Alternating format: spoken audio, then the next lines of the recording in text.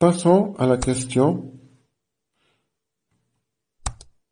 44. Oui. Donc, la question 44. Comment est élu le président français? Donc, je crois que c'est une question qui se répète. Il est élu selon un suffrage universel direct en 2 tours. Le premier tour, donc, sont les candidats des partis qui s'y présentent. Les 2 candidats arrivés en tête lors des premières élections, c'est-à-dire du premier tour, sont eux qui vont se présenter au deuxième tour. Donc 2 au deuxième tour, l'un de ces 2 va avoir une majorité absolue qui va lui permettre d'accéder au poste du président. 45. Quelle est l'exception qui parvient sur la règle d'incompatibilité aux USA, c'est-à-dire aux États-Unis? Donc, l'exception qui parvient à la règle d'incompatibilité. Tout d'abord, c'est quoi la règle d'incompatibilité? Il s'agit ici d'une incompatibilité entre le mandat ministériel ou le mandat d'un poste, le mandat d'un poste dans l'appareil exécutif aux États-Unis, ou l'administration. Aux États-Unis, on parle de l'administration. L'administration Bush, l'administration Obama, l'administration Clinton, etc. Donc, un poste dans l'administration est incompatible avec un poste de sénateur ou de représentant. Une seule personne ne peut pas avoir ou assumer les 2 postes en même temps. C'est incompatible. C'est par différence à la Grande-Bretagne où on exige, où on applique la règle de compatibilité. Donc, un ministre doit être en même temps un député. Donc, il devrait être élu par le peuple. Aux États-Unis, il suffit que le président est élu directement par le peuple. Donc, ses collaborateurs, ses ministres, ses directeurs fédéraux, ses conseillers ne sont pas élus. Ils sont nommés par lui. Et une fois nommés, ils ne doivent pas être en même temps des parlementaires. Donc, si on suppose que le président choisit de nommer un membre du Congrès, c'est-à-dire un sénateur par exemple, ou un représentant comme secrétaire d'État. Donc, celui-ci doit choisir entre l'un des 2 postes, soit garder son poste de parlementaire, ce qui est le plus probable, ou démissionner de son poste de parlementaire pour être secrétaire d'État, par exemple, ou un directeur fédéral d'une agence fédérale, par exemple. Alors, quelle est l'exception qui parvient sur cette règle d'incompatibilité? On en a déjà parlé, c'est le cas du vice-président. Le vice-président, il est en même temps vice-président, c'est-à-dire membre de l'appareil exécutif, et il est en même temps le président du Sénat. Ça, c'est une exception qui est édictée par la loi. C'est par force de loi qu'on attribue au vice-président le poste du président du Sénat. Donc ça, c'est exceptionnel, c'est seulement lui qui peut rassembler les 2 postes. Donc il présente une compatibilité entre son mandat de vice-président et son mandat de président du Sénat. N'oublions pas que le vice-président est tout comme le président, il est élu par le peuple, parce que le ticket des candidatures doit regrouper le candidat à la présidence et le candidat à la vice-présidence.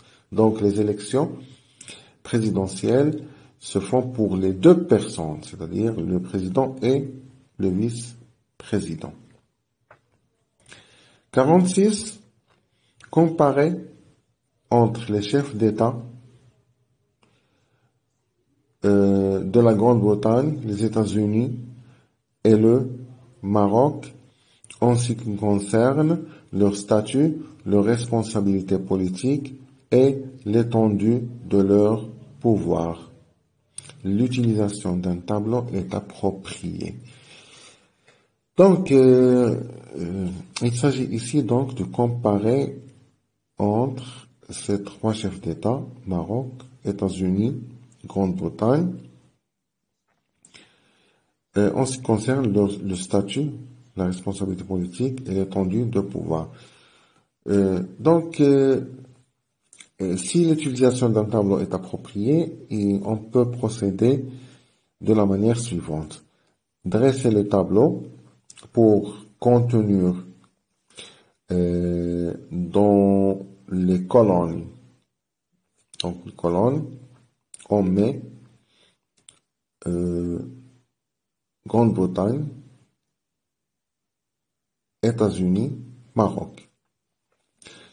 En ligne, on va mettre le statut, la responsabilité politique, l'étendue des pouvoirs. Ok? Donc, l'intersection entre les lignes et les colonnes va nous donner, par exemple, Maroc, statut. Il va nous donner Maroc, responsabilité politique. États-Unis, étendue des pouvoirs. États-Unis, statut. États-Unis, responsabilité politique. Donc, il suffit de mettre dans ces cases d'intersection brièvement les informations concernant le statut du roi marocain, Amir al-Mu'minin, arbitre suprême, représentant suprême, etc.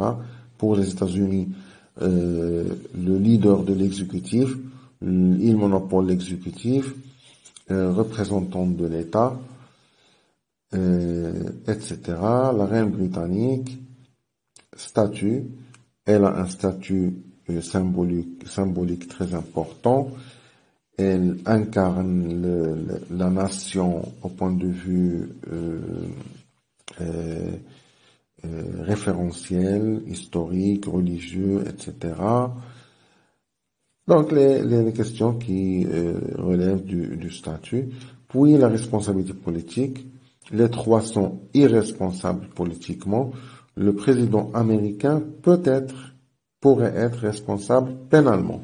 Le roi marocain et la reine britannique ne peuvent être responsables pénalement. Donc ils ne sont ni responsables politiquement, ils sont responsables ni politiquement, ni pénalement. L'étendue de pouvoir, le roi marocain dispose de pouvoirs importants, etc. Le président américain monopolise le pouvoir exécutif, il est le leader de l'exécutif. La reine britannique dispose d'un pouvoir protocolaire et non pas réel. Et son pouvoir est effacé, son pouvoir est purement symbolique ou protocolaire. Donc si on n'utilise pas un tableau, donc on peut procéder par une introduction générale, puis diviser le sujet. Premièrement, le statut. Donc, on va parler des statuts, les statuts des trois chefs d'État. Puis, on passe à la responsabilité politique. Puis, à l'étendue des pouvoirs de ces trois chefs d'État. 47. Citez brièvement les principaux pouvoirs du gouvernement français. Donc, vous avez tout ça sur le support. Il y a les pouvoirs du Premier ministre, dirige l'action de l'exécutif, adopte la politique publique, etc. Le gouvernement, comme entité collégiale, donc conduit la politique publique de l'État, dispose de l'administration, de la force armée.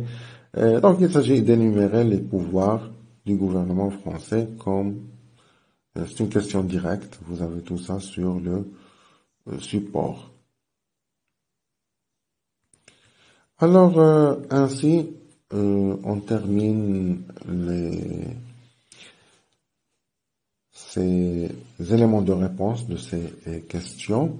J'espère bien qu'on a pu éclaircir certaines notions, certaines situations qui pourraient être ambiguës. Le plus probable, c'est que les questions de l'examen pourraient avoir la même forme. Il va y avoir un choix, donc un choix entre un nombre de questions. Et l'essentiel, c'est de répondre correctement euh, selon l'espace que vous avez. C'est-à-dire, je parle de l'espace-temps, le temps que vous avez, le temps. Donc, on peut parfois détailler plus que de ce qui est demandé. On peut être plus bref de ce qui est demandé. Donc, on doit être convenable. Donc, en ce qui concerne la réponse devrait être convenable et proportionnelle au temps de l'examen. Il ne faut pas trop détailler, parce que si les questions seront posées de cette manière-là et on choisit de détailler pleinement les réponses, on risque de ne pas terminer toutes les réponses, défaut de temps. Donc, on doit ne pas être trop bref et ne pas, en même temps, trop détailler les réponses.